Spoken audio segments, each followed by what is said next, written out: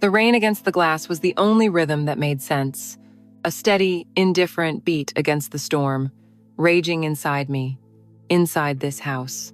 Her skin was warm, impossibly soft against the rough texture of the wool rug, a stark contrast that felt like a sin in itself.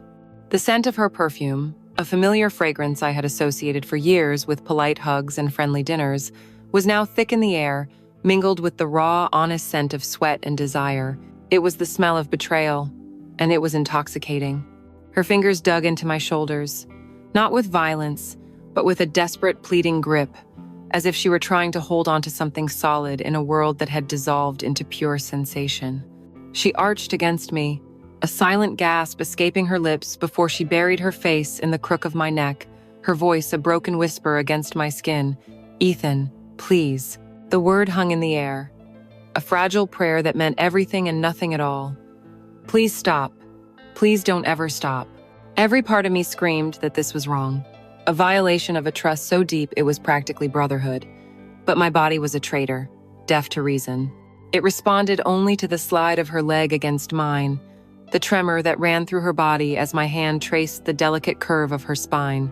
Above us, on the cold marble of the mantelpiece, a photograph watched our every move. It was David and Chloe, smiling on their wedding day, a perfect picture of happiness.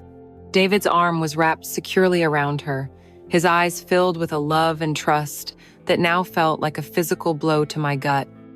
He was my best friend. He would be home tomorrow. This house, a structure of glass and steel that I had helped him design, a testament to his success and our friendship, had become our confessional, our sanctuary of sin. This wasn't the first time we had sought refuge in each other's arms, but as the rain continued its lonely vigil, I felt a chilling finality. The silence of this perfect home was no longer peaceful. It was now a hollow vessel, filled with the echoes of our lies and the ghost of a friendship I had just murdered. It's strange how something immense, something life-altering, never really starts with a bang. It begins quietly, like a hairline crack in a foundation that you don't notice until the whole house starts to groan. For 15 years, David was more than a friend. He was the unchanging landmark of my life, a brother forged, not by blood but by shared history. From terrible college bands to the triumphant day, I stood as the best man at his wedding. And Chloe. Well, Chloe was an extension of him. She was David's wife. It was as simple and as absolute as that. I saw her beauty, of course. A man would have to be blind not to. She possessed a kind of ethereal grace, a fragility that seemed at odds with David's brash, world-conquering energy. But I saw it from a distance, the way one admires a painting in a museum. You appreciate its form, its color, its composition, but it is fundamentally separate from you, sealed behind a velvet rope of respect and unspoken rules.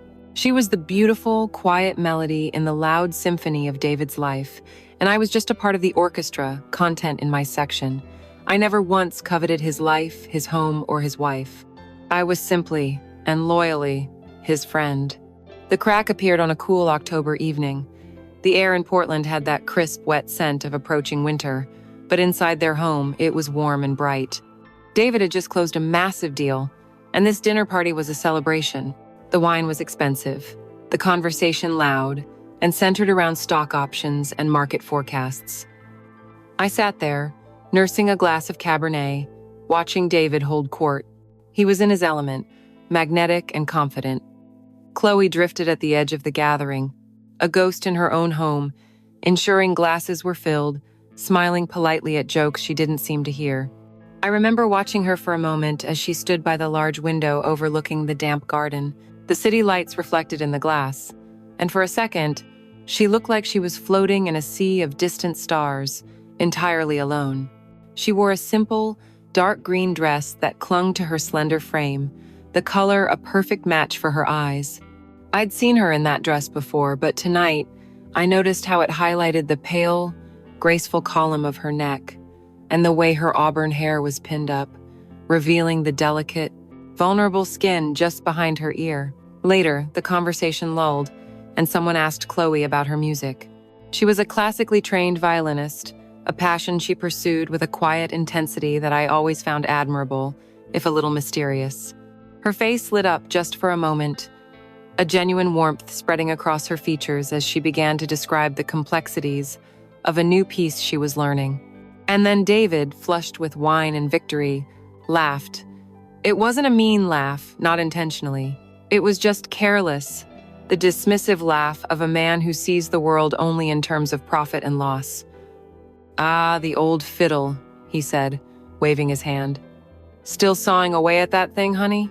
I keep telling her she should take up something useful, like golf. At least we could use that for networking. This hobby of hers, it's a beautiful sound, I guess, but it's a money pit." He winked at the group, as if sharing a charming, private joke about his wife's endearing but impractical little pastime. The air went still. The other guests offered weak, uncomfortable smiles, but I wasn't looking at them. I was looking at Chloe. I saw the light in her eyes extinguish, snuffed out as quickly as it had appeared. She didn't argue. She didn't frown. She simply gave a tiny, almost imperceptible nod, her lips forming a tight, practiced smile that didn't reach her eyes. She retreated into herself, a place I suddenly realized she must go to very often. And in that moment, something shifted inside me. It was a surge of anger, hot and protective, an emotion so foreign in this context that it startled me. I saw past the beautiful wife, past the graceful hostess, and saw a woman being casually, carelessly diminished by the one person who should have been her greatest champion. Before I could stop myself, I spoke. "I don't think it's a money pit, David," I said, my voice quieter than I intended, but it cut through the silence. There's no balance sheet for what she does. To create something beautiful out of nothing but wood and horsehair and emotion, that's more real than any stock portfolio. It's a kind of magic. The table was quiet. David looked at me, a flicker of surprise, maybe annoyance, in his eyes. He wasn't used to being contradicted, especially not by me. But then he just shrugged, taking another sip of wine, ready to move on. But Chloe was still looking at me, and the look in her eyes was the beginning of everything. It wasn't just gratitude. It was a look of profound, devastating recognition, as if a person drowning had just been seen from the shore for the first time. In that one silent gaze, she laid bare a universe of loneliness and quiet longing that I had never imagined existed behind her placid smile. It was a connection so raw and so immediate that it bypassed all the years of polite distance. It was the first secret we ever shared. In that moment, she stopped being David's wife. She became Chloe. The rest of the evening is a blur. I went through the motions, but my awareness was entirely fixed on her. I began to see everything. I saw the way her long, elegant fingers, the fingers of a musician, trembled slightly as she picked up an empty glass.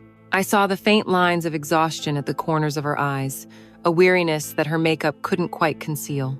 I noticed how she held her shoulders with a subtle tension, as if always bracing for a minor impact. When she spoke, her voice was soft, a low melody that was so often drowned out by David's booming confidence. I watched the curve of her lips as she listened to someone else talk, and I realized it was the first time I had ever wondered what she was actually thinking, what storms were raging behind that calm facade. It was like a switch had been flipped. The painting had come to life, stepped out of its frame, and was bleeding color and sorrow and life all over the pristine gallery of my world. When I finally left that night, the polite hug she gave me at the door felt different. It was no longer the perfunctory gesture of a friend's wife. I could feel the slightness of her frame, the warmth of her body through the thin fabric of her dress. Her scent, that light floral perfume, seemed to cling to me as I walked out into the cold night air. Driving home, the rain began to fall, slicking the streets of Portland into a mirror of blurry lights, but the only thing I could see was the reflection of her eyes, that silent, desperate thank you. A crack had formed, and I knew, with a terrifying certainty that settled deep in my bones, that I was no longer content to stand on my side of it. I felt an irresistible, dangerous urge to see what was on the other side. After that night, a quiet understanding settled between us, a shared secret that hummed in the space whenever our eyes met. We never spoke of it, of course. We let it lie, a single, perfect crystal of a moment too fragile to touch. But its existence changed the landscape of our friendship, turning flat, familiar ground into a place of hidden depths and shadows. Then, as if orchestrated by a playwright with a taste for tragedy, David's company expanded its operations overseas. His business trips, once a weekend affair, stretched into weeks, then a month at a time. He called me before his first long trip to Asia. "Hey man," he'd said, his voice staticky over the phone. "Do me a favor and keep an eye on Chloe, will you? Make sure she's not getting too lonely rattling around in that big house." The irony was a physical weight in my chest. Of course, I'd promised, the words feeling like ash in my mouth. "I'll make sure she's okay." My first visit was stiff with a self-conscious formality. I brought a bottle of wine, a classic friendly gesture that felt like a transparent and clumsy prop. Chloe answered the door in a simple gray sweater and jeans, her hair tied back loosely. Without David's boisterous presence filling the space, the house felt cavernous, the minimalist design I had once admired, now seeming cold and sterile. We made small talk in the kitchen as she made tea, the conversation carefully skirting the edges of anything meaningful. We talked about the weather, a new building project downtown, David's flight. It was a dance of avoidance, two people acutely aware of an invisible line between them, terrified of putting a single toe across it. She led me to her music room, a space I had rarely entered. It was the only room in the house that felt truly lived in. Bookshelves overflowed, sheet music was stacked in precarious piles, and the air smelled of wood polish, rosin, and old paper. Her violin case lay open on a velvet chair, the instrument nestled inside like a sleeping child. It was her sanctuary. By inviting me in, she was offering a glimpse into the part of her that David had so casually dismissed. That was where the real conversation began. I asked her about the piece she'd been learning, the one David had mocked. As she spoke, the awkwardness between us evaporated, replaced by a shared current of passion. She didn't just talk about the notes. She spoke of the composer's heartbreak, the fury and sorrow he'd poured into the composition 300 years ago. She described how her job was to be a vessel, to resurrect his ghost through the strings. Her hands moved as she spoke, her long fingers shaping the air as if holding a phantom bow. I found myself utterly captivated. In return, I opened up about my own work in a way I never did with David. I told her about the soul of a space, about how a hallway could be designed to create anticipation, or how the placement of a window could dictate the mood of a room for a generation. She listened with an intensity that was unnerving and exhilarating. She saw the art in my architecture, the poetry in my blueprints. For the first time, I felt my own passion not as a job but as a language, and she was fluent in it. The visits became a regular occurrence, a ritual timed to David's absence. We fell into a comfortable rhythm, our conversations weaving an intricate tapestry of shared vulnerabilities. We were two people who felt, perhaps, too much for the worlds we inhabited, and in each other, we found a rare and intoxicating validation. The real shift, the true crossing of the boundary, happened not face to face, but through the cold, blue light of our phones. It started innocently. I sent her a link to an article about a new concert hall with revolutionary acoustics. She replied with a link to a recording of a cellist she thought I'd appreciate. Soon, these small, safe exchanges bled into the rest of the day. A good morning text, a picture of the rain-streaked city from her window, a question about my day. Each message was a small thread, but together they began to weave a net around us. Then came the nights. With a continent and an ocean separating David from us, the late hours felt like our own private world. The texts became longer, more intimate. We moved from art and music to life and loneliness. She confessed her fear that her best years were slipping by in a silent, empty house, waiting for a man who saw her as an accessory to his success. I, in turn, told her of my own quiet dread, the fear of ending up alone, of designing perfect homes for other people's families that I would never have myself. We were confessors and priests to one another, absolving each other's secret sadnesses in the digital darkness. I began to crave the vibration of my phone, the specific notification sound I had assigned to her. Her name on the screen was a hit of dopamine, a promise of connection that made my own apartment feel less empty. I was becoming an addict, and I knew it. My physical awareness of her intensified with every word we exchanged. The woman I had seen for years as a beautiful but distant figure came into sharp, agonizing focus. I memorized the details of her face and form during our weekly visits. I learned the precise shade of her eyes, not just green, but a complex mix of moss, jade, and gold that changed with the light. I noticed the way she'd bite her bottom lip. A faint indentation left for a moment after she released it, whenever she was searching for the right word. The gesture drove me to distraction. I knew the exact curve of her collarbone, exposed when she wore a simple scoop-neck shirt, and the constellation of a few faint freckles on her left shoulder. I would watch her hands as she poured tea, admiring their strength and grace, imagining them drawing the bow across the strings, imagining them touching my face. Her scent was imprinted on my memory, that light floral perfume mixed with the clean, fresh smell of her hair. Sometimes, after I left her house, I could still smell it on my clothes, a ghostly reminder that felt both wonderful and deeply shameful. I was falling for every part of her, and the affair was already raging, a wildfire in our minds and hearts long before the first touch of a physical flame. The betrayal was complete. It was deep, it was total, and it was still a secret. David was a world away, sleeping soundly, trusting his best friend, while I lay awake, staring at my ceiling, drowning in the beautiful, terrible reality of being in love with his wife. The whispers of our late-night texts had built a delicate, invisible bridge between us, a structure made of shared secrets and quiet confessions. We were safe on our respective sides, calling out to each other across the chasm of our real lives. But a bridge is meant to be crossed, and the force that finally pushed us onto it came not as a whisper, but as a roar. The storm that rolled into Portland that November night was biblical. It was a churning, violent beast of a thing, throwing sheets of rain against the city with such force that it felt like the sky was trying to shatter the glass of my apartment windows. The wind howled with a lonely, mournful sound, a symphony of chaos that made the world feel unsafe. I was at my drafting table, trying to lose myself in the clean, logical lines of a blueprint, but the storm was a constant, unnerving distraction. And then, my phone rang, its screen illuminating the darkness with her name. I answered on the first ring. Chloe? All I could hear on the other end was the raging wind and her own panicked breathing. Ethan, she said, her voice thin and frayed, on the verge of shattering. Oh God, Ethan, I'm so sorry to call, but...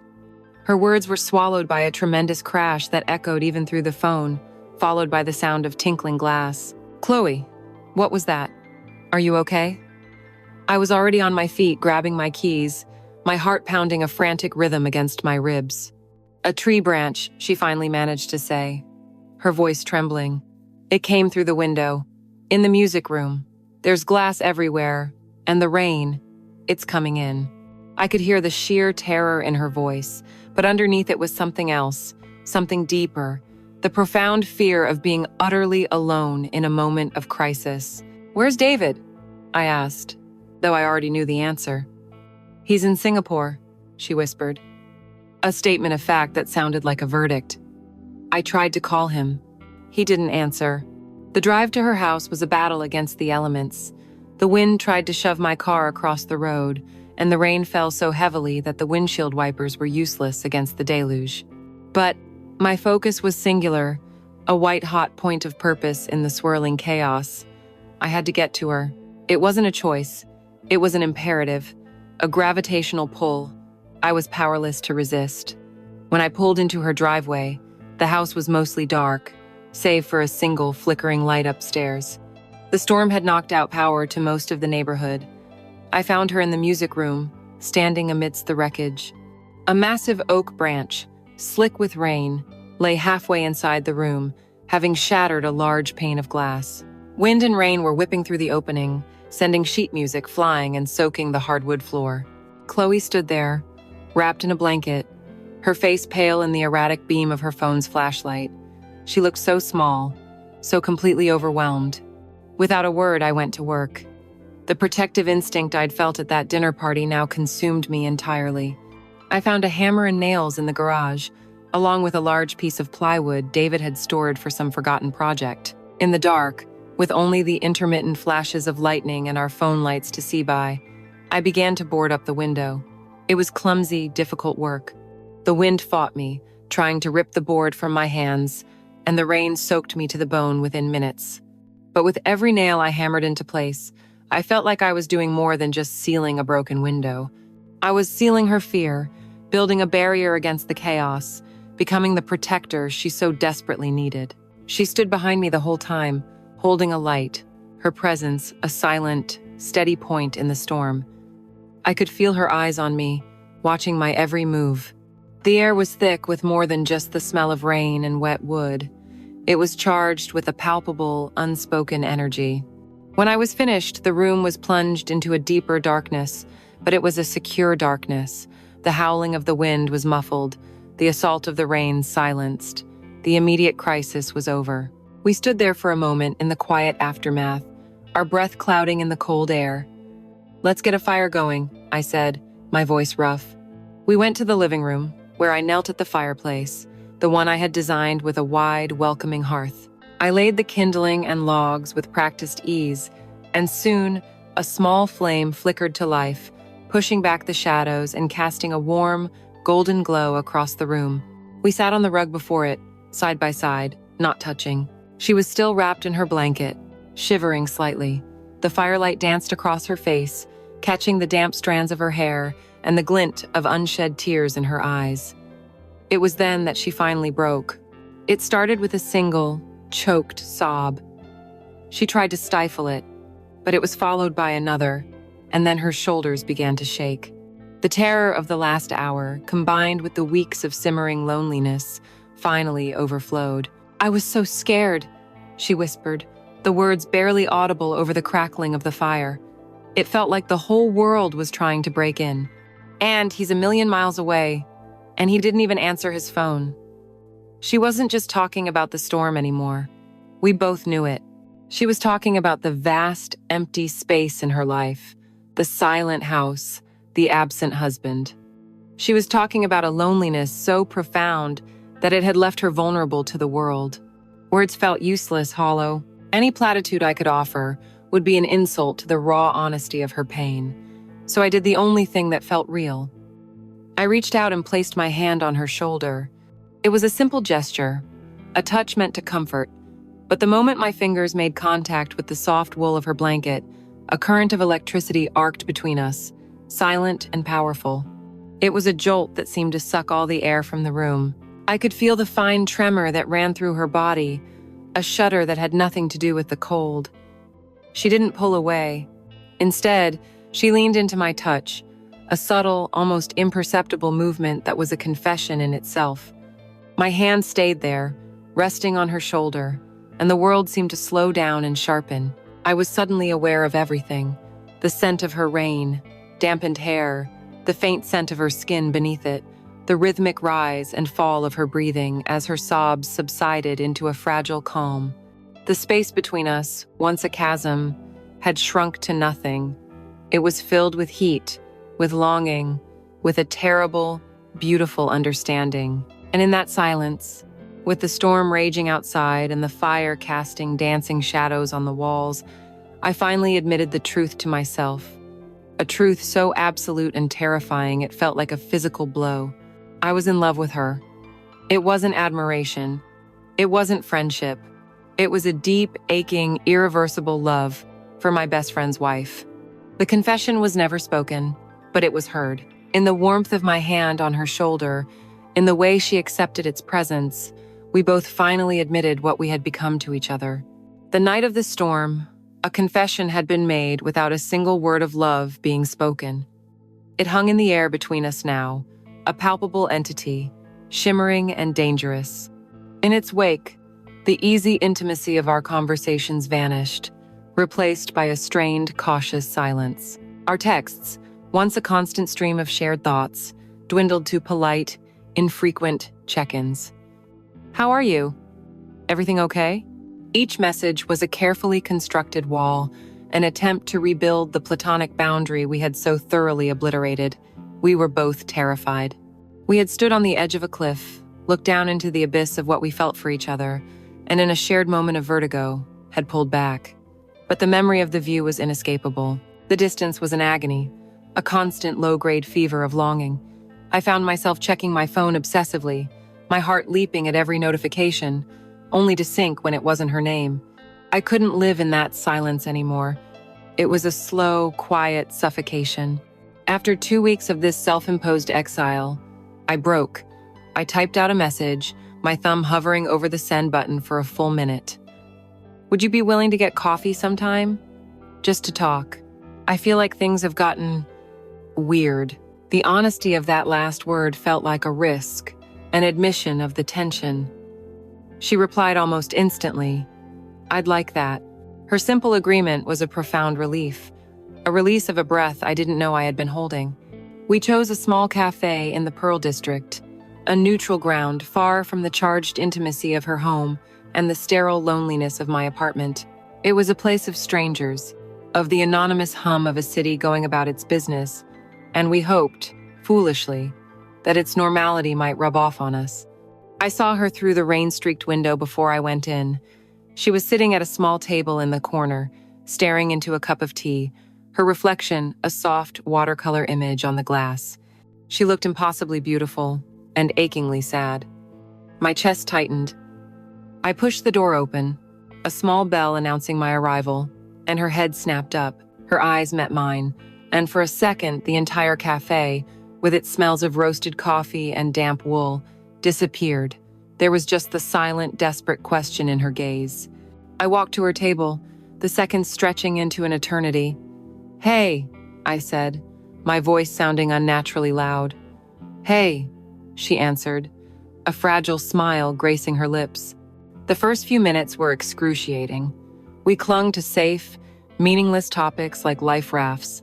We talked about the relentless rain, a new restaurant that had opened nearby, a blandly positive email David had sent from his hotel in Singapore. The conversation was a hollow thing, a brittle skeleton of words, while the real conversation screamed in the silence between them. I was intensely, painfully aware of every detail about her. I watched the way her fingers, those impossibly graceful musician's fingers, traced the rim of her teacup. I saw the faint flush on her cheeks, a product of the cold outside or the tension inside, I couldn't be sure. Our knees brushed under the small table. It was a brief accidental contact, but a jolt of pure electricity shot through me, so intense it almost made me gasp. She pulled her leg back quickly, her eyes darting down to her cup, but I saw the way her breath hitched. The air grew thicker, heavier. I was no longer just aware of her. I was drowning in her presence. I watched her lips as she spoke about something I have no memory of what, and I was consumed by a primal, overwhelming urge to lean across the table and kiss her. The thought was so powerful, so vivid, that I had to grip the edge of the table to keep myself still. I felt like a tightly wound spring, a single word or look away from snapping. We both knew this pretense of normalcy was a failure. The unspoken thing between us was no longer a quiet hum. It was a deafening roar, and the flimsy walls of this public cafe couldn't contain it. We finished our drinks in near silence and stepped back out into the gray afternoon. We stood under the cafe's narrow green awning, hesitating, neither of us wanting to say goodbye, and return to our separate silences. And then, as if on cue, the drizzle intensified into a sudden, hard downpour, forcing us closer together in the small, sheltered space. People rushed past us on the sidewalk, heads bowed under umbrellas, a river of strangers oblivious to the private, monumental drama unfolding under that awning. We were trapped in a temporary, intimate world, surrounded by the percussive sound of rain on canvas and the wet hiss of tires on the street. She turned her head to watch the rain, and I saw that a single, errant strand of her auburn hair had come loose from her bun. It lay plastered to her cheek by a stray droplet of water, a dark, delicate brushstroke against the pale skin of her temple. I don't remember deciding to do it. My body moved before my mind could raise a single objection. It was an impulse born of weeks of repressed longing, a force that simply could not be contained for one more second. Slowly, deliberately, I raised my hand. I saw the movement reflected in her eyes as she turned back to face me, her expression a mixture of surprise and anticipation. My hand trembled slightly as it approached her face.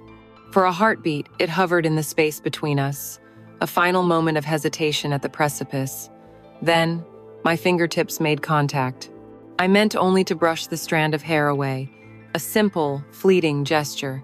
But the moment my skin touched hers, time seemed to warp and stretch. Her skin was cool from the rain, but beneath it, I could feel the warmth of her blood, the vibrant, electric pulse of her life. My fingers didn't just brush the hair away. They lingered, tracing a slow, reverent path from her temple, down the sharp, elegant line of her cheekbone. It was the first trespass, a deliberate, gentle violation of that sacred, unspoken boundary. She didn't move. She didn't breathe.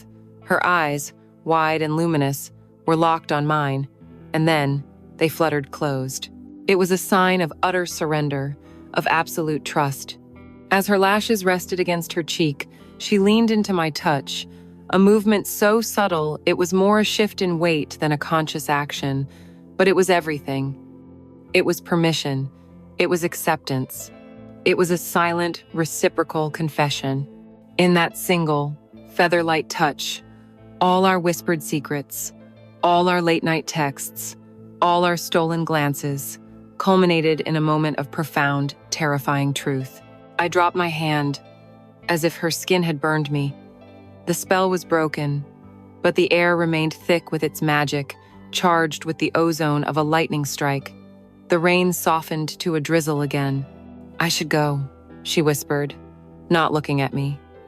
"Yes," I said, my voice a dry rasp. "Me too."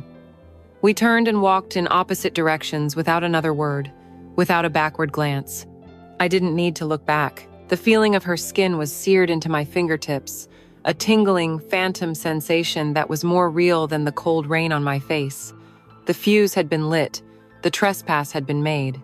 And I knew with a certainty that was equal parts terror and exhilaration that there was no going back into the silence. There was only the inevitable, explosive destination we were now hurtling toward. The touch at the cafe had changed everything. It was a single point of contact that had ignited a slow-burning fire, and the days that followed were an exercise in exquisite torment. The silence between us was no longer empty. It was filled with a humming electric anticipation. We were living in the split second after lightning has struck, but before the thunder has rolled, and we both knew the storm was coming. The pretense of friendship was a ruin we no longer bothered to shelter in. There was only the waiting. David was still thousands of miles away, a ghost communicating through cheerful, oblivious emails that felt like they were written from another reality. The stage was set, the house was empty, and our willpower had been eroded to dust. The invitation, when it came, was a masterpiece of plausible deniability.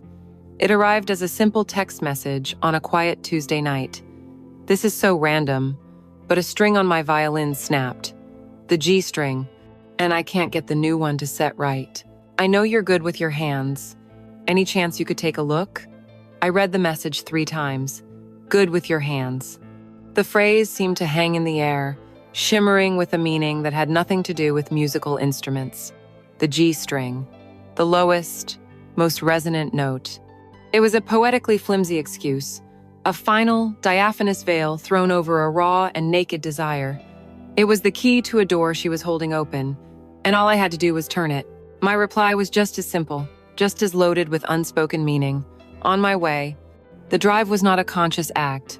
It felt predestined, as if the car were steering itself through the dark, rain-slicked streets, pulling me toward her as if by an invisible magnetic force.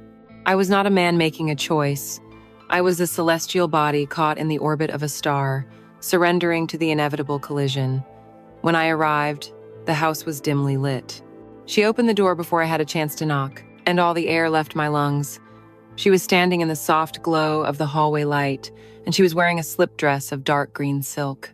It was a simple, elegant garment, but on her, it was devastating. It clung to the subtle curves of her body, the thin fabric hinting at the warmth of the skin beneath, the delicate straps accentuating the pale, vulnerable line of her shoulders and collarbone. Her hair was down, falling in soft waves around her face. She was not dressed for a friend coming over to fix a violin. She was dressed for a lover. Her eyes met mine, and in their depths, I saw no hesitation, only a terrifying, thrilling resolve that mirrored my own. She led me to the music room without a word. The violin was resting in its open case, a single string indeed uncoiled and loose. We stood over it, the instrument lying between us like a sacrificial offering. "I think the peg is slipping," she said, her voice a low murmur that was almost a purr. I reached down, my hand brushing against hers as I touched the ebony peg. The contact was electric, 1,000 times more potent than our touch under the awning. The scent of her perfume rose to meet me, a heady, floral fragrance that made my senses swim. I fiddled with the peg for a moment, the charade becoming more absurd with every passing second. My hands, which could draft the complex geometry of a skyscraper, suddenly felt clumsy and useless. I wasn't an architect. I wasn't a friend. I was a man consumed by a singular, all-powerful need. I straightened up slowly and turned to face her. I put my hand on the violin, gently closing the lid of its case, silencing the last excuse we had. Her breath hitched. I raised my hands and cupped her face, my thumbs stroking the soft skin of her cheeks. Her eyes fluttered shut, just as they had done in the rain. "Chloe," I whispered, the first time I had spoken her name that night, and then I leaned in and kissed her. The beginning was soft, a tender exploration, the culmination of months of unspoken conversations and shared glances. It was a kiss of profound relief, a taste of a connection I had been starving for. But the tenderness was a prelude. The kiss deepened, quickly becoming something else entirely, something desperate and ravenous. It was a raw, hungry claiming, fueled by all the stolen moments, the late-night texts, the lonely nights spent thinking of each other. Her hands came up to clutch my shirt, her fingers twisting in the fabric as she kissed me back with an equal, startling ferocity. This was not going to be a slow, gentle affair. The dam of our restraint had broken, and we were being swept away by the flood. I broke the kiss only to lift her into my arms. She was light, her legs wrapping around my waist instinctively. I carried her out of the music room, leaving her sanctuary behind. I took her to the living room and laid her down on the thick wool rug, the very same spot where I had realized my love for her during the storm. This was our place now, stained and consecrated by our sin. The moonlight filtering through the large windows cast a silver glow on her skin as I knelt over her. I moved slowly now, wanting to savor every second of this desecration. I hooked my fingers under the thin silk straps of her dress and pulled them down over her shoulders. The fabric slid down her body with a soft hiss, pooling at her waist, revealing the breathtaking sight of her breasts, full and pale in the dim light, tipped with delicate, taut nipples. She was more beautiful than I had ever allowed myself to imagine. My hands trembled as I explored the lines of her body, the slender waist that flared into the soft, perfect curve of her hips, the smooth skin of her stomach, the triangle of dark hair at the junction of her thighs. When my lips found their way back to hers, her hands fumbled with the buttons of my shirt, tearing it open. We were clumsy and urgent, a tangle of limbs and mouths and desperate sighs. When we were both bare, the reality of the moment finally seemed to hit her. As I positioned myself above her, ready to finally close the last distance between us, her eyes snapped open, wide with a sudden, panicked clarity. "Ethan!" she breathed, her hands coming up to my chest as if to push me away. "We can't. David, this is wrong." Her protest was a fragile whisper, the last gasp of a dying conscience. I paused, looking down at her, at the beautiful, tormented face caught between desire and guilt. I didn't say anything. I simply leaned down and kissed her again, a deep, silencing kiss that was both a question and an answer. And as I slowly, deliberately, pushed myself inside her, her words of protest dissolved into a low, guttural moan. It was a sound of absolute surrender, of pain and pleasure and relief all crashing together. Her body arched up to meet mine, accepting me, claiming me. The last barrier was gone. There was no more resistance, only the slick, warm friction of our bodies moving together in a rhythm that felt both sacred and profane. Oh, God, she gasped, her head thrashing on the rug.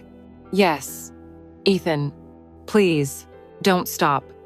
Her words were the only fuel I needed, and I moved with a desperate, frantic energy, trying to drive away the image of my best friend's smiling face in the photograph on the mantelpiece. This was our storm, a hurricane of skin and sweat and sin, and its eye was a moment of pleasure so intense, so shattering, it felt like it could tear the world apart. The final, shuddering moment of release was not a crescendo, but a collapse.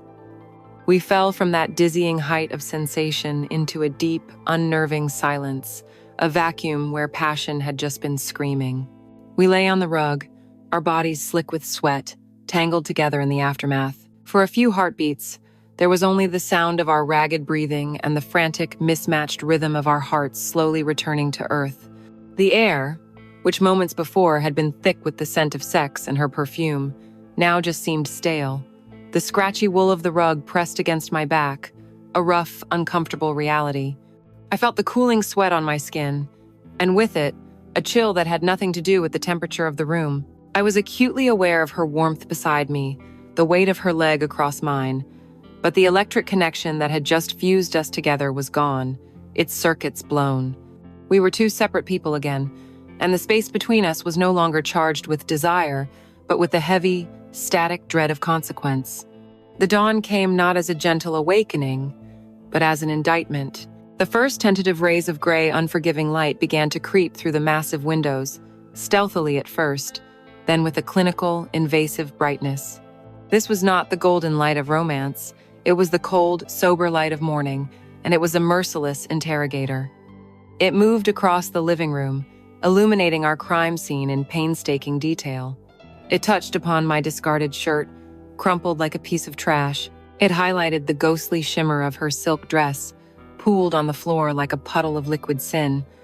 It fell across our naked, vulnerable bodies, exposing us not as lovers in a passionate embrace, but as two accomplices in a tawdry, desperate act.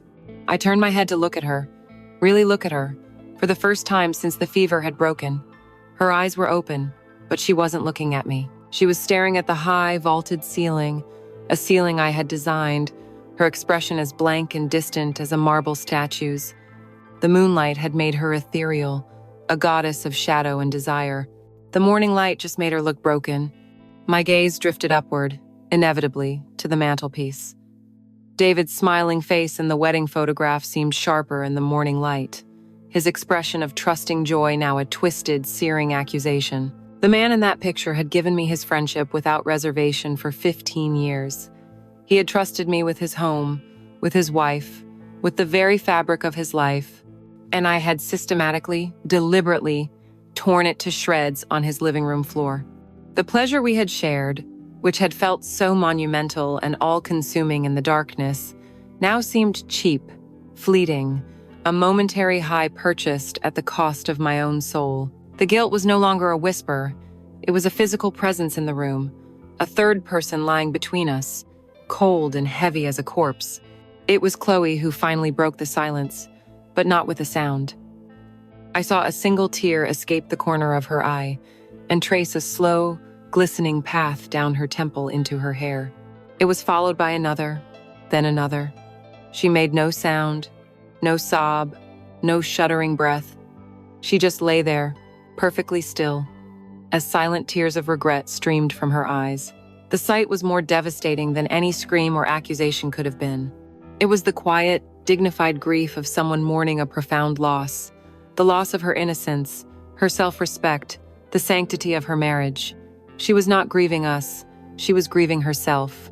I felt a clumsy, desperate need to fix it, to say something that could undo the last few hours. "Chloe," I started, my voice a rough, unfamiliar croak. But the words died in my throat. What could I possibly say? "I'm sorry?" The phrase was a pathetic, obscene understatement. "Don't cry?" It was an insult to her pain. I reached out, my hand hovering over her arm, intending to offer some form of comfort. But as my fingers neared her skin, she flinched a tiny, almost imperceptible tightening of her muscles, but it was a rejection as clear as a slap. I pulled my hand back as if I'd been burned. The chasm between us was now a physical reality. Slowly, heavily, she sat up, wrapping her arms around her knees, trying to make herself small, to hide her nakedness from the judging light and from my eyes. I watched her for a moment, then scrambled to my feet, suddenly desperate to cover my own shame. Finding my clothes felt like a walk of shame in miniature.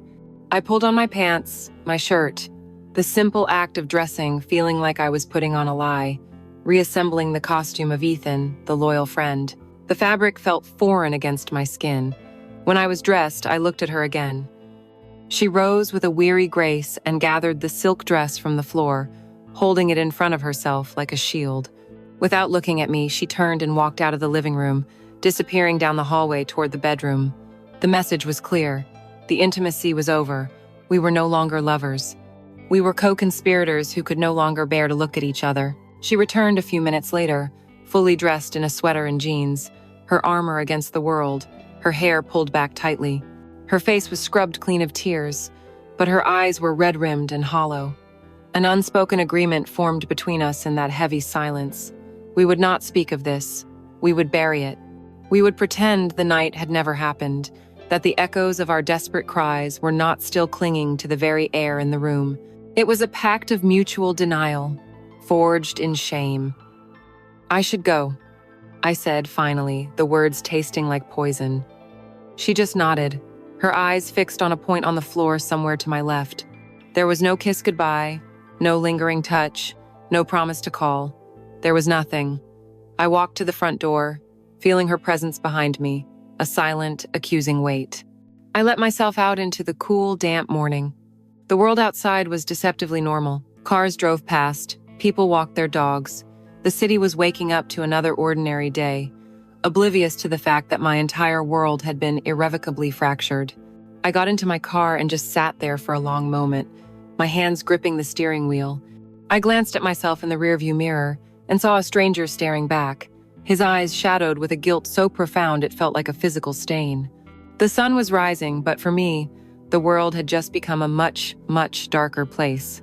The week that followed our transgression was a masterclass in silence. We did not speak, we did not text, we did not exist in each other's worlds. It was an absolute suffocating void, a silence so profound it was a constant, deafening roar in my own head. I tried to immerse myself in my work, to find solace in the clean, predictable logic of angles and load-bearing walls, but my focus was shattered. My mind had become a prison, and the only inmate was the memory of that night.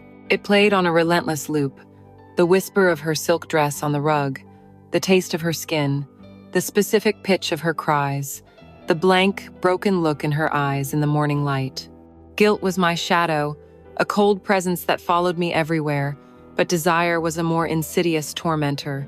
It was a phantom limb, an ache for a connection I had only held for a few hours but could not forget. I told myself it was a mistake, a singular, catastrophic lapse in judgment. I told myself we were strong enough to bury it, to let it fade into a shameful memory. I told myself we would never let it happen again. I was a fool and a liar. The silence broke on a Friday evening, 1 week to the day.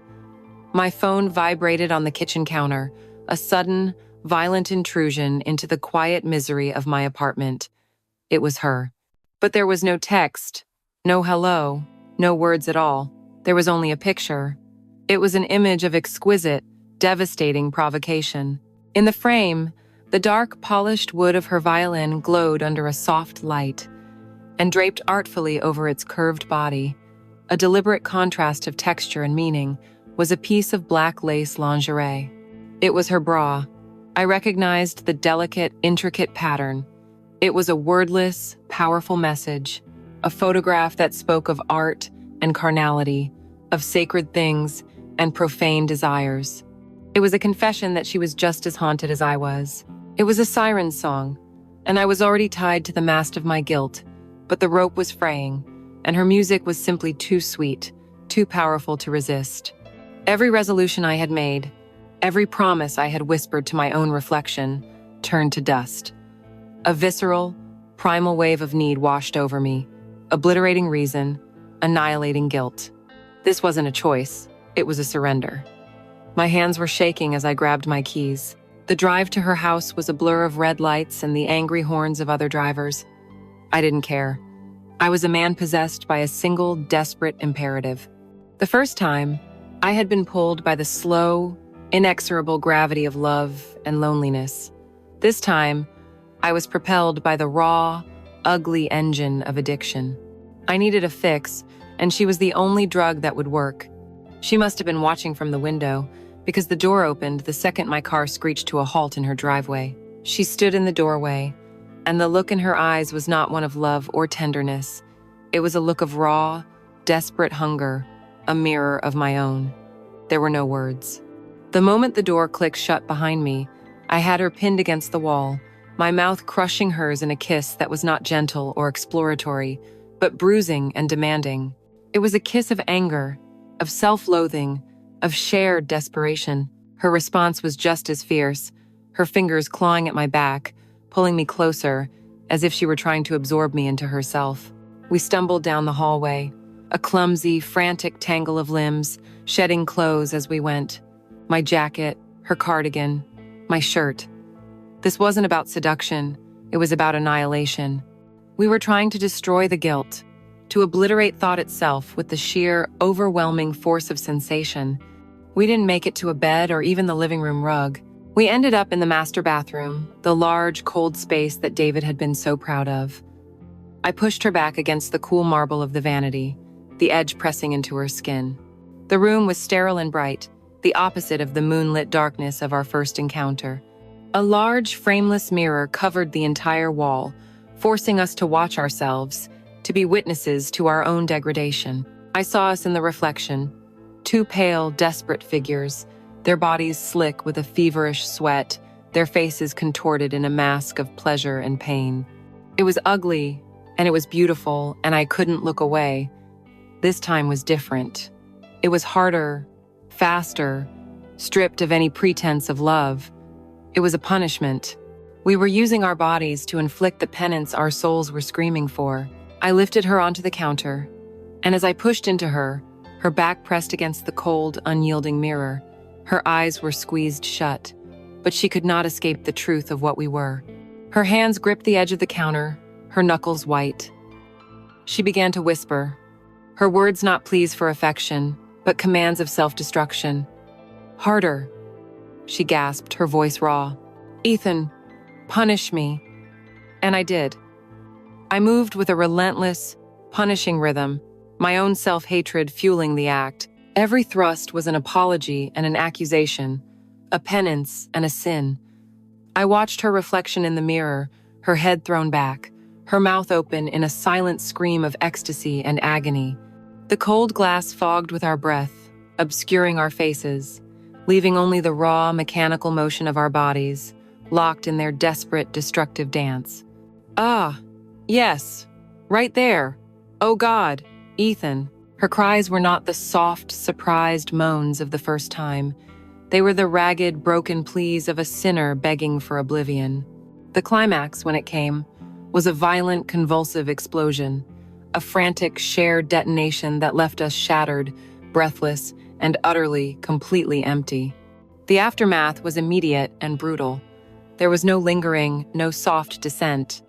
One moment we were locked together, the next we were apart, the cold air rushing into the space between us. I slid out of her, and she slumped against the mirror, avoiding my eyes, staring at her own smudged reflection. There were no tears this time. Tears were a luxury of the first offense, a product of shock and regret. This was something else. This was the cold, hard reality of addiction. This was the shame of the relapse. We got dressed in a grim, efficient silence. The act felt mechanical, like two strangers tidying up after a transaction. I found my shirt on the cold tile floor. She pulled on her clothes without a word. The passion had been a temporary anesthetic, and as it wore off, the pain of our shared guilt returned, sharper and more potent than before. I walked out of the bathroom, out of the house, without a single backward glance. I heard the lock click behind me, a sound of finality, of a prison door closing. The drive away was a journey through a hollowed-out world. The first time I had felt the crushing weight of betraying a friend. This time, I felt the terrifying, nauseating reality of betraying myself. This was not a mistake anymore. It was a sickness. The insatiable echo of that first night had become a voice, and it was now the only thing I could hear, commanding me to sin again and again and again. The intoxicating, self-destructive fever of our second encounter was followed by a different kind of disease. That's fear. It began the moment I received David's text. Just landed at PDX. See you tonight, brother. The two simple sentences hit me with the force of a physical impact. The world we had created in his absence, a dark, secret terrarium of passion and guilt, was about to have its glass walls shattered. The game was over. Or rather, a far more dangerous one was about to begin. The challenge was no longer to manage the silence between Chloe and me, but to perform a flawless pantomime of normalcy in front of the man we were so profoundly deceiving. The thrill of the forbidden, which had fueled our desperate acts, was rapidly being replaced by the cold, metallic taste of pure dread. Our first reunion as a trio was a masterclass in tension. I went over to their house that night, a bottle of David's favorite whiskey in my hand, my heart a leaden weight in my chest. He opened the door and pulled me into a rough bear hug, smelling of stale airplane air and the familiar scent of my best friend. "It's good to be home," he boomed, his voice echoing in the hall where I had so recently pinned his wife to the wall. Over his shoulder, I saw Chloe standing in the archway to the living room. She was smiling, a perfect, polite imitation of a happy wife, but I could see the brittle tension in her posture, the faint, dark circles under her eyes that her makeup couldn't hide. Our eyes met for a fraction of a second, and in that glance, an entire novel of shared fear and warning was exchanged. The evening was a torturous performance. David was full of life, recounting stories of his business deals in Singapore, the strange foods he'd eaten, the characters he'd met. He was a whirlwind of energy, oblivious to the suffocatingly quiet storm that was raging right in his own living room. Chloe and I were forced to be his audience, to laugh at the right moments, to ask the right questions, to play the parts of devoted wife and loyal friend. Every casual touch between them, his hand on the small of her back, her fingers brushing his as she handed him a drink, sent a jolt of something ugly and possessive through me. And every time I laughed at one of David's jokes, I felt like the most despicable creature on earth. He had brought her a gift, an expensive-looking silk scarf from a designer she didn't care for. She thanked him with a kiss on the cheek that was perfectly executed and utterly devoid of warmth. I could see David register it, a momentary flicker of confusion in his eyes, before he brushed it aside, attributing it to her fatigue or his long absence. He couldn't see the truth, not yet, but he could feel the temperature drop. The carefully constructed facade began to show its first real cracks a few days later. The close call came, as it so often does, through the careless intimacy of a text message. The three of us were lounging in the living room on a Sunday afternoon, a lazy, domestic scene that felt like a cruel parody of our past. David was reading the paper, and I was pretending to be interested in a design magazine. Chloe was in the kitchen, and her phone was sitting on the coffee table between us. I don't know what possessed me. It was a moment of insane, compulsive weakness, a habit born from weeks of constant, secret communication. I pulled out my phone and texted her, my fingers moving before my brain could stop them. "I can't stop thinking about you in that bathroom." The words were reckless, a raw, unguarded admission of my obsession. I hit send, and in the same instant, a wave of cold horror washed over me as my eyes landed on her phone, lying face up, not 3 feet from my best friend's hand. My blood ran cold. My heart hammered against my ribs so hard I was sure David could hear it. I watched, paralyzed, as her screen lit up, the notification banner displaying my name and the first few incriminating words of the message. Time seemed to slow to a crawl. David, distracted by a noise from the kitchen, glanced over at the phone. He didn't even seem to register the text, but he noticed the phone itself. "Hey, Chloe," he called out, reaching for it. "Your phone's over here." My entire future, my life, the life of my best friend, all hung suspended in the few inches his hand had to travel. It was over. But just as his fingers were about to close around it, Chloe swept back into the room, moving with a speed I'd never seen. "Oh, thanks, honey," she said, her voice a little too bright. as she snatched the phone off the table. Just my sister, reminding me about Mom's birthday again. She smiled, a dazzling, false thing, and quickly walked out of the room, her hand clenching the phone in a white-knuckled grip. David just shrugged and went back to his paper. He hadn't seen it. The crisis was averted. But the terror of that moment lingered, a poisonous residue. We had been careless, we had been stupid, and we had almost been caught. The paranoia began to set in after that, a subtle, creeping ivy, twisting its way around my thoughts. The true breaking point, the moment the hairline crack became a visible fracture, happened the following week. We went out to dinner at a restaurant downtown, an attempt by David to recapture some sense of normalcy, to reconnect with his wife and his friend. The entire meal was an exercise in strained politeness.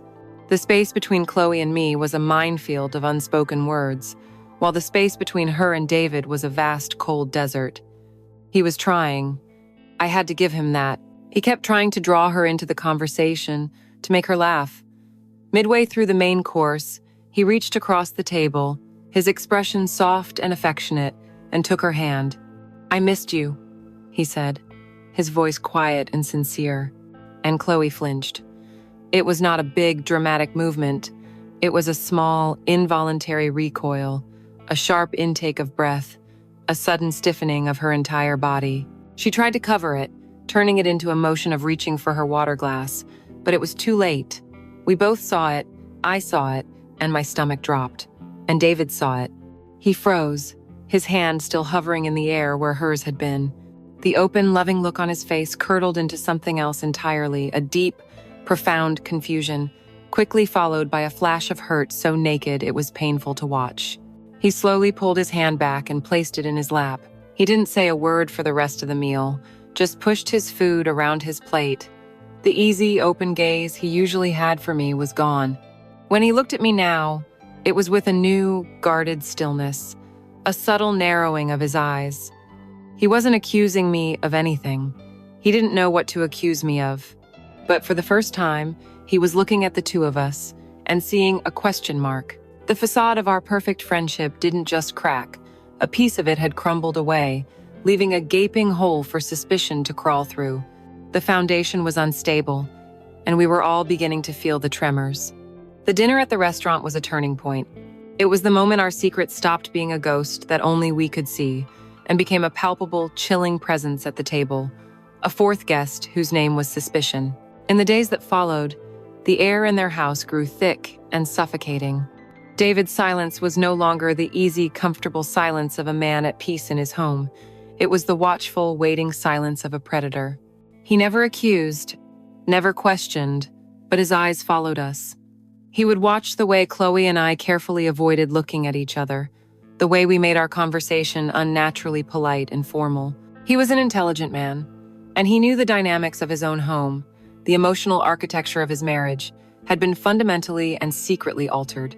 He was standing in a familiar room where all the furniture had been moved just a few inches, and the wrongness of it was driving him quietly mad. Our secret communication devolved into terse, paranoid messages. "He's looking at me strangely. Did you see the way he asked you about your work schedule?" We were no longer sharing whispers of passion. We were co-conspirators exchanging field notes from a war zone we had created. The affair, which had begun as a sanctuary from loneliness, had become a cage of our own making, and the bars were closing in.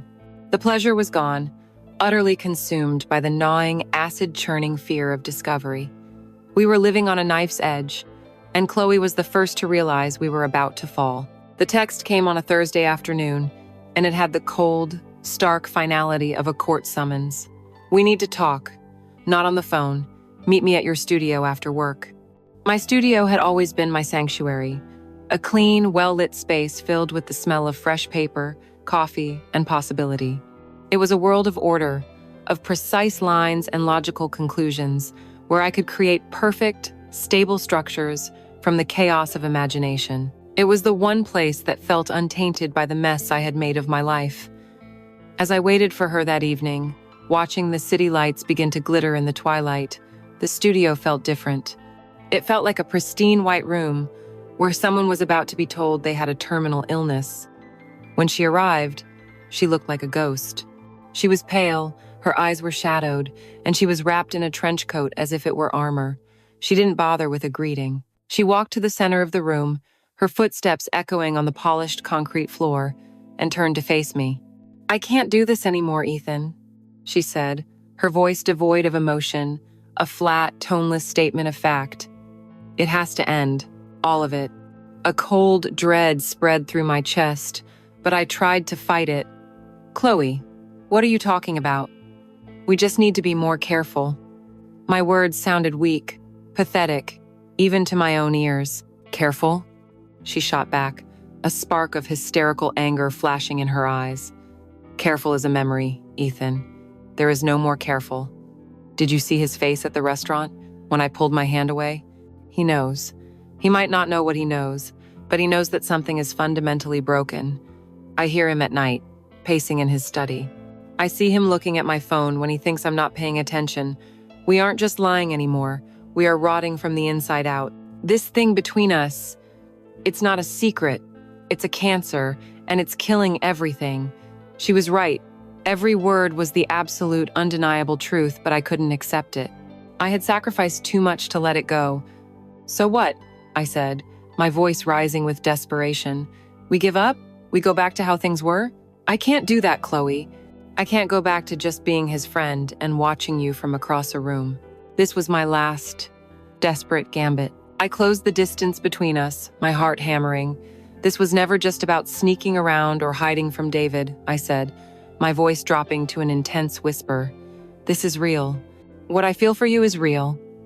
I love you, Chloe." I said the words, the three most dangerous words in the universe, and for a foolish, insane moment, I thought they might be a magic spell, that they might somehow make the ugliness and the lies and the fear all disappear. I thought they would save us.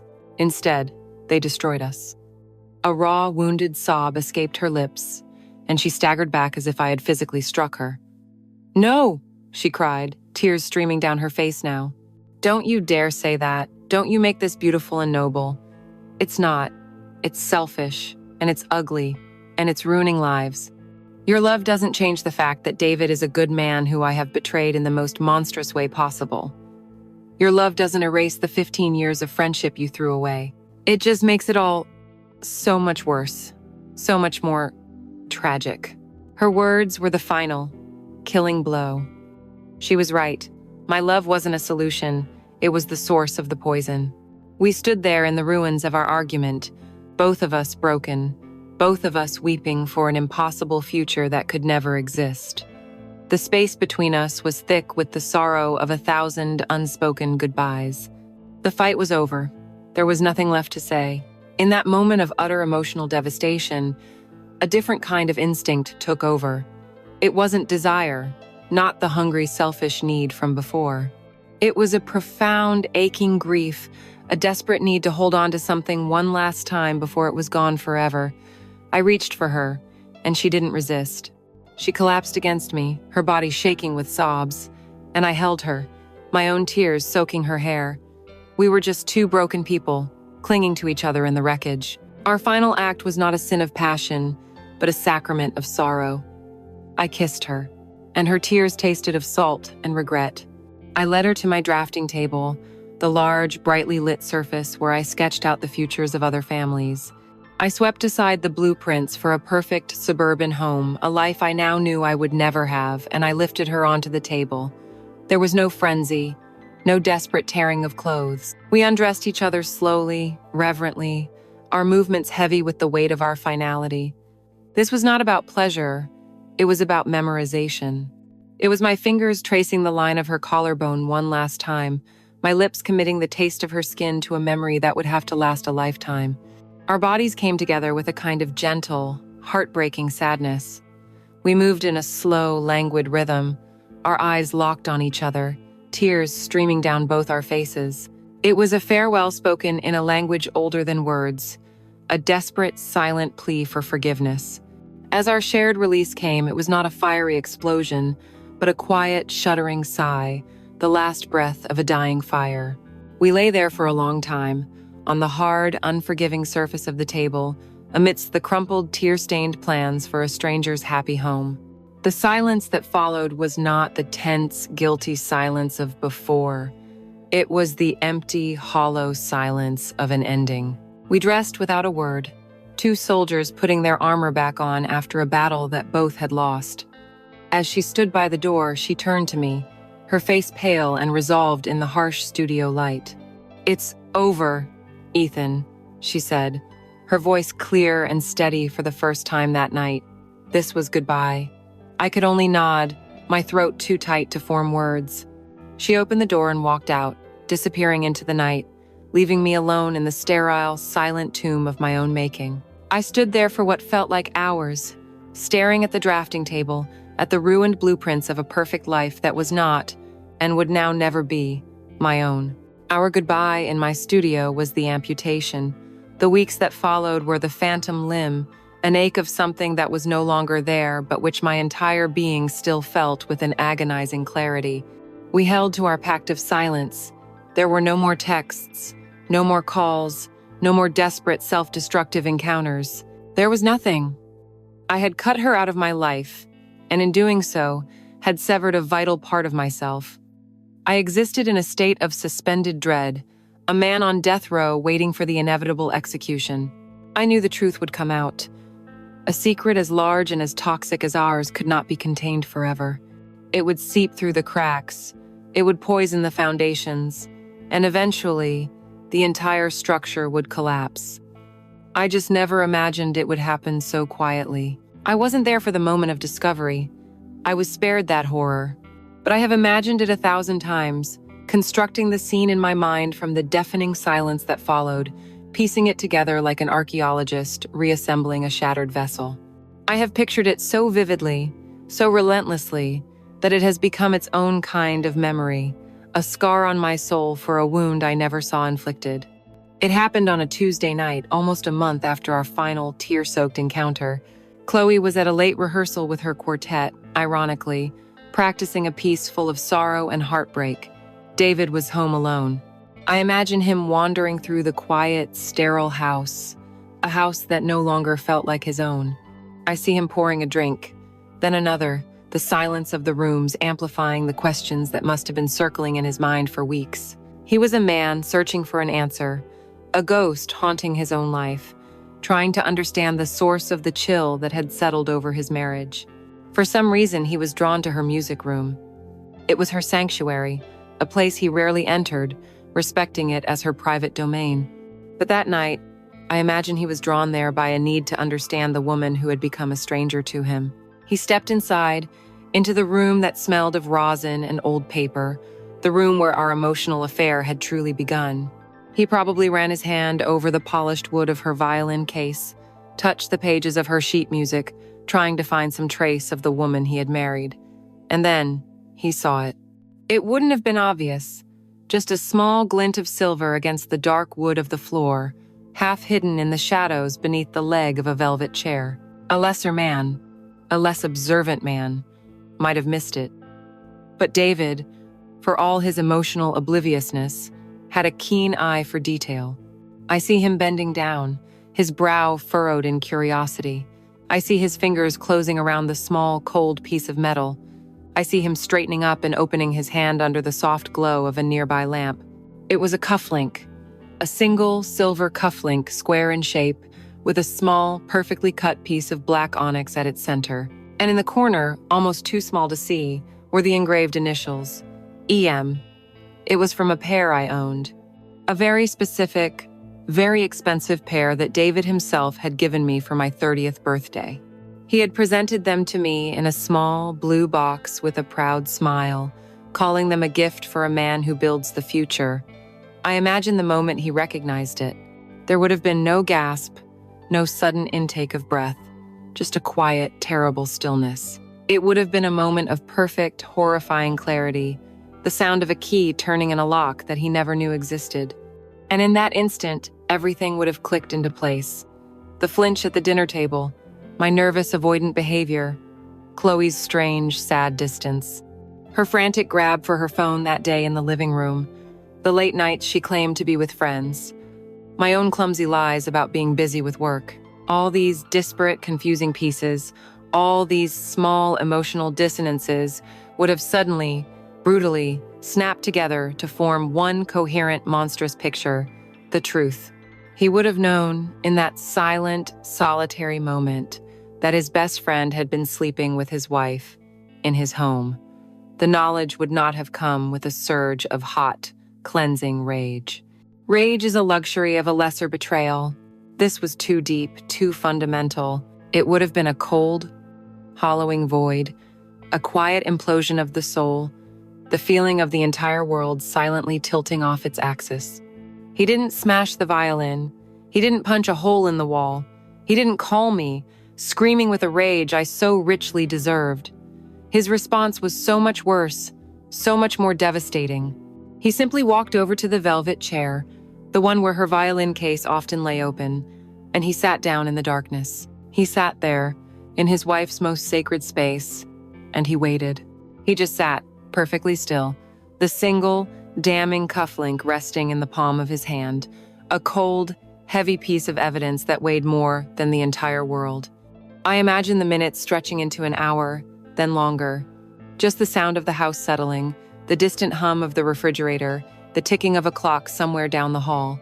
Each tick was a countdown to the end of his life as he knew it. Chloe came home close to midnight.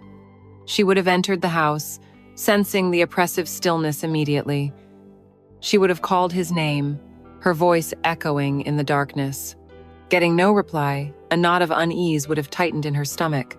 She would have seen the faint line of light from under the music room door and, pushing it open, would have found him there, a dark silhouette in her chair.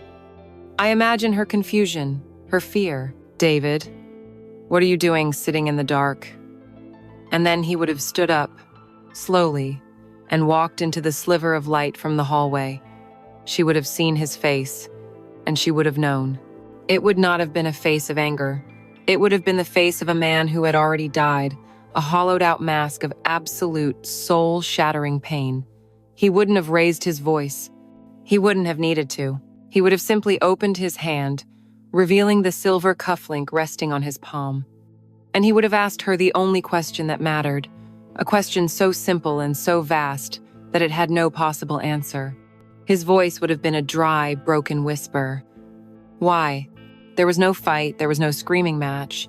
There was only that one word, hanging in the air like a death sentence. And in the profound, eternal silence that followed, 3 lives were quietly and irrevocably destroyed. There were no dramatic confrontations.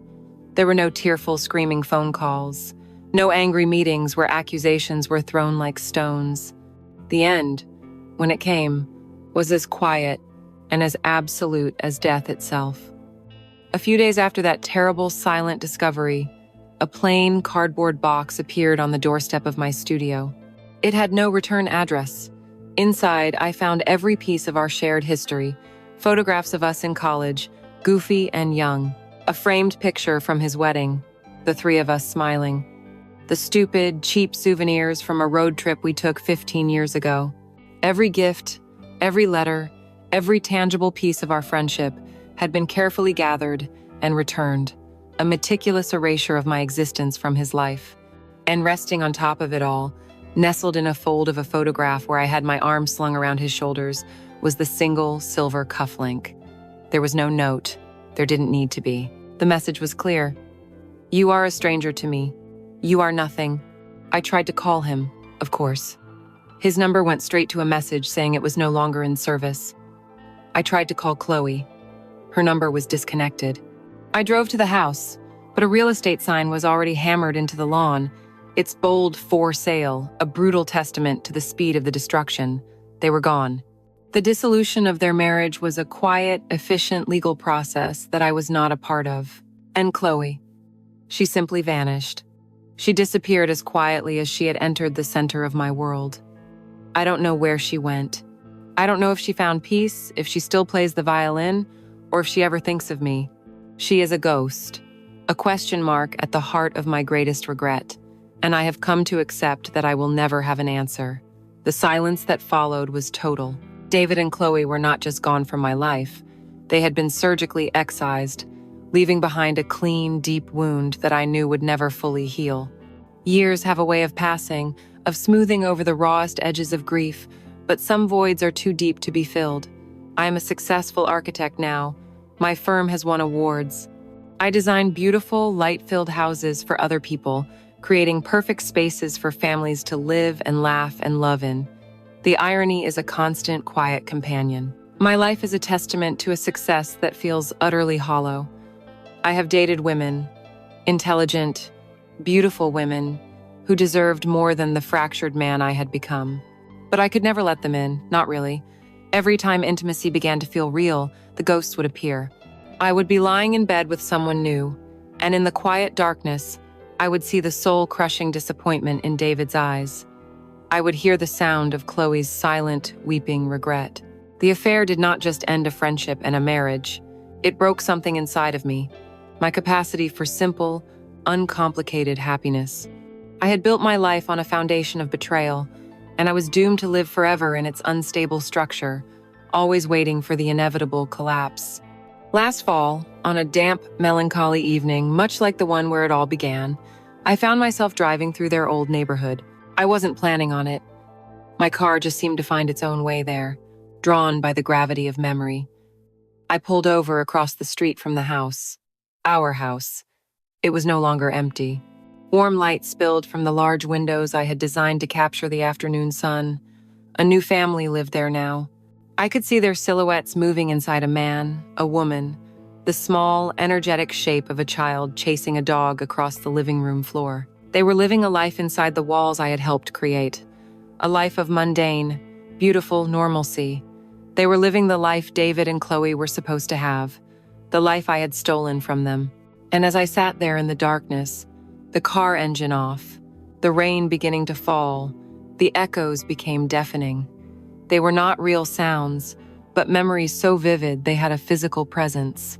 I could hear the ghost of David's booming laugh from a summer barbecue years ago. I could hear the faint, haunting melody of a Bach sonata, the imaginary sound of Chloe's violin drifting from the window of what was once her music room.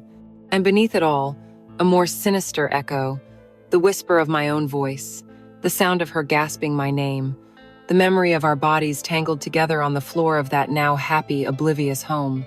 I had traded a 15-year brotherhood and the heart of a woman I truly believe I loved for a handful of desperate, stolen moments. And the question that haunts my quietest hours, the question that I know will follow me to my grave, rose up in the silence. Was it worth it? I looked at the warm, happy home across the street, a perfect structure filled with a life I could never have.